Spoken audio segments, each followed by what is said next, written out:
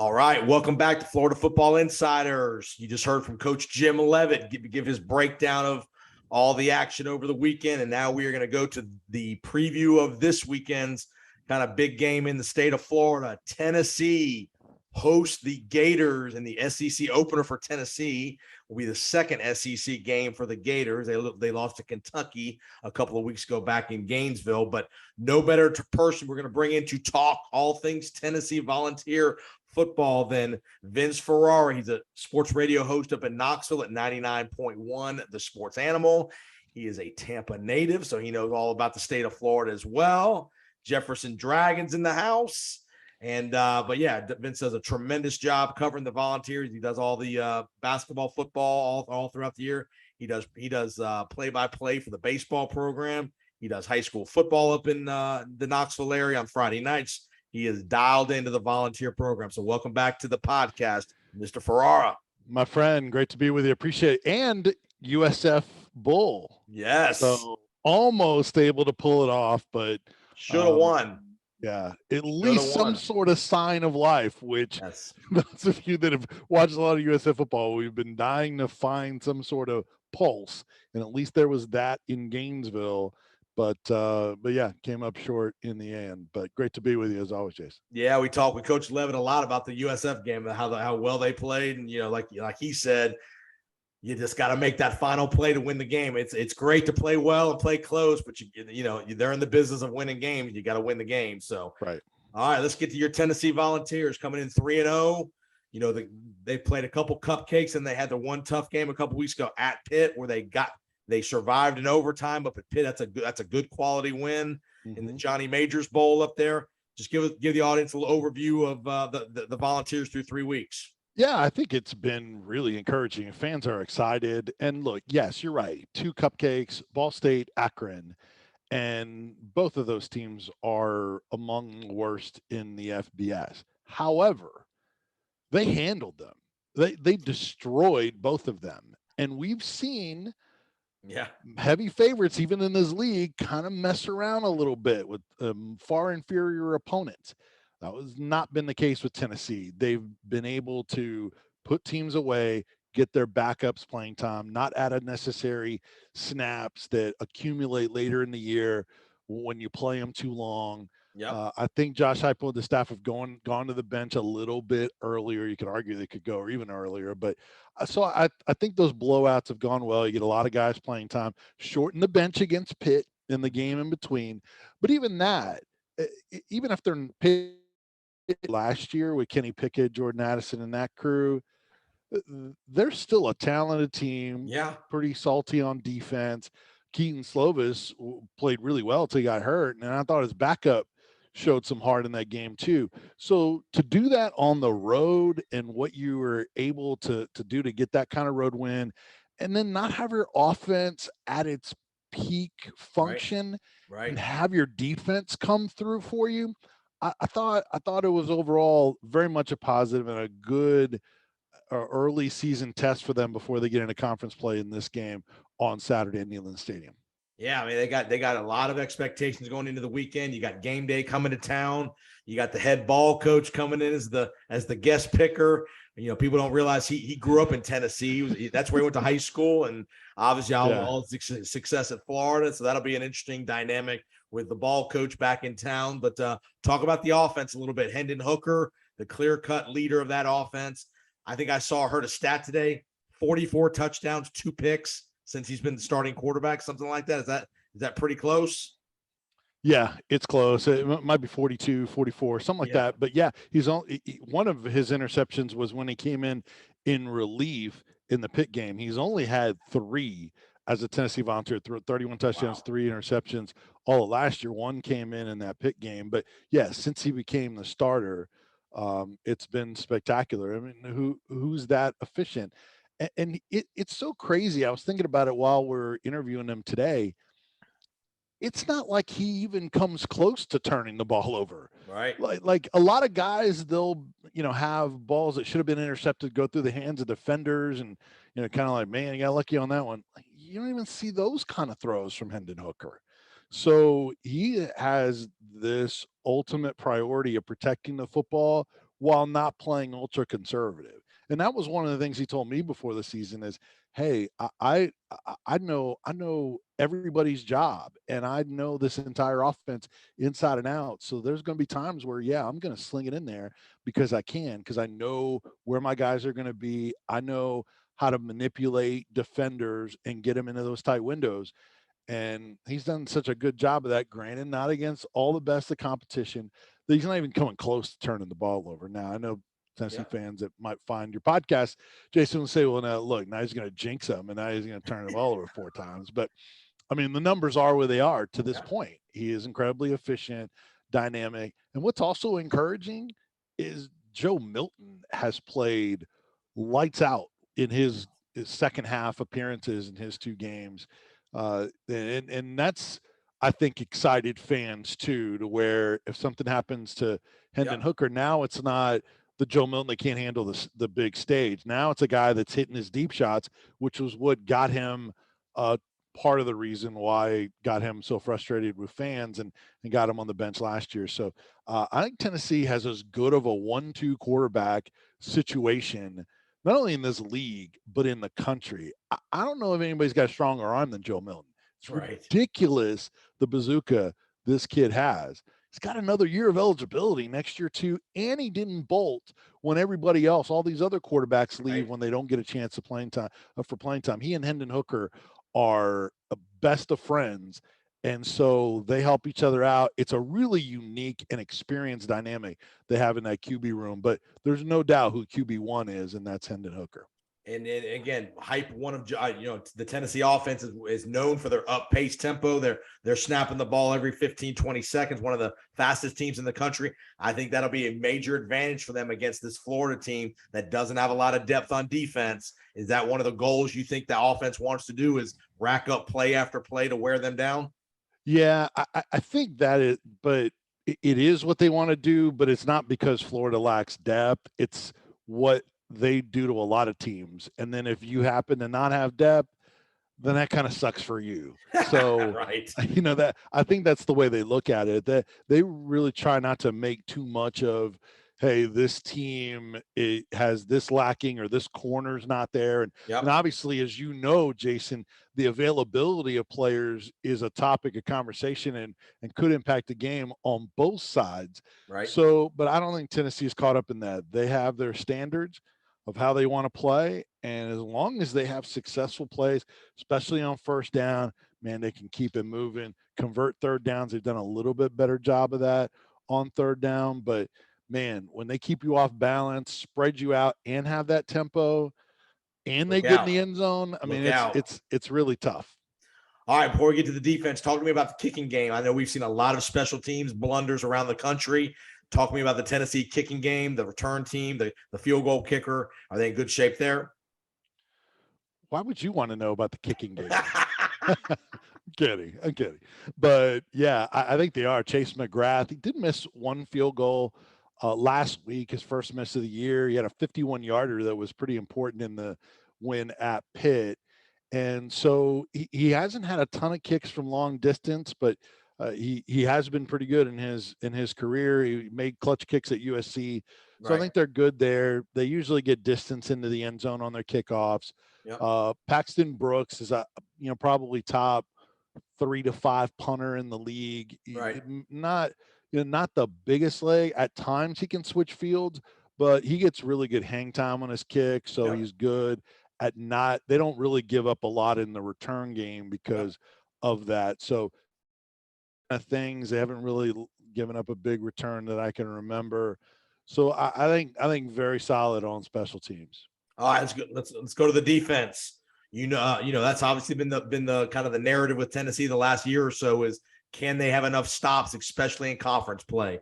You're going to see Anthony Richardson potential. He played great in the Utah game, but he hasn't played great in the Kentucky and the South Florida game throwing the ball. Is this a game where they're really going to try to keep him in the pocket to make him have to throw the football? It really is maybe the biggest factor in this game. Josh Heupel said it was one of the most important factors today, this Monday Florida Week press conference. And Tennessee had a lot of issues with that last year. You name the mobile quarterback, Kenny Pickett, Matt Corral, Bryce Young, on and on. All those guys just gave Tennessee heck, especially on 3rd and long, where you got them behind the chains, Right. and then it's 3rd and 11, and those guys are running for 14 yards. So they had some back-breaking situations last year. They haven't really faced those kind of quarterbacks this year. Richardson will be by far the most dynamic, and maybe he'll be the most all year in terms of his athleticism. He won't be the Sure. best quarterback, but yeah, and I think they've done a better job of that. Josh Heupel thinks so. Tim Banks thinks so. That they've done a little bit better job in yes, getting vertical and getting after the quarterback, but also keeping their contain and not giving up that edge. The pressure on the quarterback has been big. In the last 2 games, they had 26 pressures in the Pitt game, and they had, I think, the season high in tackles for loss in this last game against Akron. So the D line, although not any superstars, the D line has had a lot of guys contribute and get after the quarterback. Tyler Barron, Byron Young, those guys. I think I said Byron Young before. It's Bryce Young, the quarterback from Alabama, but Byron Young for Tennessee has gotten good pass rush. He was Defensive Player of the Week last week after Pitt. So they've got guys that can disrupt the quarterback. Tim Banks is still dialing up blitzes. They're very aggressive defensively, but when you do that, this is the game where it can be dangerous. Not necessarily in Anthony Richardson throwing the ball on the run, but him running for a Right. long ways. And so, yeah, that's going to be a big factor in this game because it's so different than what they've seen this year. All right, so Tennessee, you got a big crowd, you got big anticipation, you got CBS going to be there Saturday, 3:30, yep. Huge rivalry. Is Tennessee ready for this moment? Not that this is going to be the biggest game on their schedule, but it's a big rivalry game. They're ranked. You guys are Tennessee's number 11 in the country, so some expectations now. Is Tennessee ready to take that first step in SEC play? Yeah, I think so. And look, if this team was coached by Jeremy Pruitt and the records were what they were, you wouldn't feel anything close to how you feel now. Right. Yes, the history is still there. Florida still had a ton of success against Tennessee. Far worse Florida teams have not only beaten Tennessee, but come to Neyland Stadium and just crushed the hopes and dreams of Tennessee fans. But this team is put together with, I think, a little bit better foundation from within. They love being around each other, great team chemistry. They play really hard for this coaching staff. They're connected to this coaching staff. They're not just doing it because people wanted them to play football and because they were already here. They truly enjoy playing the game. I don't think that because of the way they handle lesser opponents, I think they'll handle this game with a maturity. Look, Pitt was a test for them already that they could handle things. Now, it didn't go perfect for them, but this team, you can't judge them on perfect. They're not Georgia or Alabama. Right. Nobody is other than those two. So you can't go off of that bar, but man, they can do so many things well. I think more than Florida, that I think that will win out on the end. And I don't see them having really a bad week of practice to where it'll impact them on Saturday. I think this coaching staff is really good about keeping them loose, but getting work done. Pruitt was one of those coaches where guys were really tight all the time. They weren't necessarily happy. Right. He's talking about changing 25 players at halftime, with the next recruiting class, stuff like that. So that filters down there. There's none of that stuff. They say all the right things, and for the most part, yeah, they make some mistakes, but man, you can see the progress in them getting better.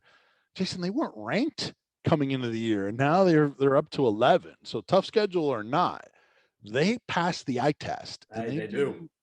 And you mentioned the defense. That's really where I said going into the year, if they're going to improve the win total, offense is going to be great. That's where you can make a difference. And I think they have shown improvement on defense. And that I think will help them in this game too, as long as it's not back to horrific. I would be surprised. Tennessee has improved, and I think the way they're built, they'll handle Saturday just fine. Yeah, if Tennessee just plays average defense, they're going to have a hell of a year. I mean, as Yeah, good as they are on offense, they don't have to be Georgia defensively. Just be right. middle of the pack, defensively, and don't give up the boneheaded plays in the third and longs. You're going to give up some yards and points. We all get that, but don't be a disaster on defense. I think Tennessee's going to be a formidable threat to everybody but Georgia and Alabama in the SEC. Yeah, and it'll be interesting. You mentioned the just don't be bad on defense. I wonder if Tim Banks might not be as aggressive as he typically is, because honestly, if they force Anthony Richardson to try to read the Yes. field, Yes. that might work in their favor. Florida is last in the SEC in passing yards, Yep. but the thing is that's also not who they are. So how much do you change what you do for the opponent? That'll be kind of an interesting chess match and thing to watch. Maybe they just do it from time to time and try to disguise it. That was really successful for them against Pitt in disguising when they send the blitzes, and maybe Richardson just doesn't understand it or see it when it's coming. So that's probably where it's going to be, is they're going to pick their spots a little bit better rather than, no, we're going to play 8 in coverage and let him stay in the pocket, because he'll try to run anyway. And the last key point, I'll get you out of here. This is going to be a game, first road game for Florida. So it's going to be people are going to be sauced up at Neyland. It'll be 100,000. They are going to be rocking. So, I mean, the crowd noise in itself with the Billy Napier's first team on the road, I think will be a major factor for Richardson as well. So don't be surprised if that causes timeout issues, delay of game issues, and then invariably a turnover or two issue because of the miscommunications. I think it's a great point. And look, they're doing the checker Neyland thing, which has looked awesome on TV and in person when they've done that. I don't know how they pull it off, but they always seem to do that. And the Tennessee's fans, when I've been down on the field, it's at the end of games. It is, if it's a close game and a meaningful game, it is right there as loud as any venue I have ever seen. I've been on the field at Alabama, Auburn, LSU.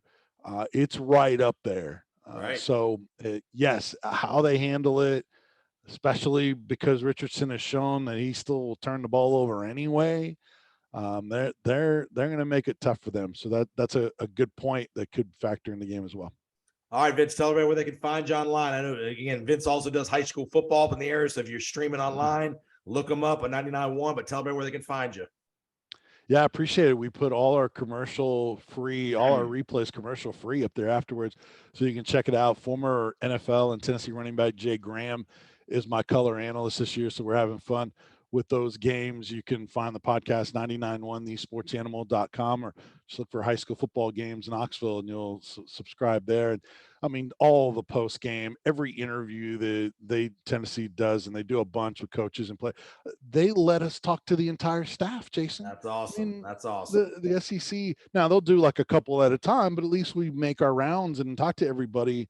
Plenty of others don't do that. It's the one voice thing. And so we talked to a bunch of players, and I do the Vol Network pregame interview as well. So that's a lot of fun. And so tons of coverage there. And then you can follow me on Twitter at Vince Sports as well. And all the other socials, same handle, Instagram, Facebook, and YouTube channel as well, which is really blowing up, doing a lot of cool things, doing a podcast with one of our afternoon co-hosts, Jimmy Himes now. So 3 days a week. So just always stuff cooking. Yeah, Vince does a great job, guys. If you're a Tennessee fan, SEC fan, definitely check them out. They do lots of great stuff, terrific social media content.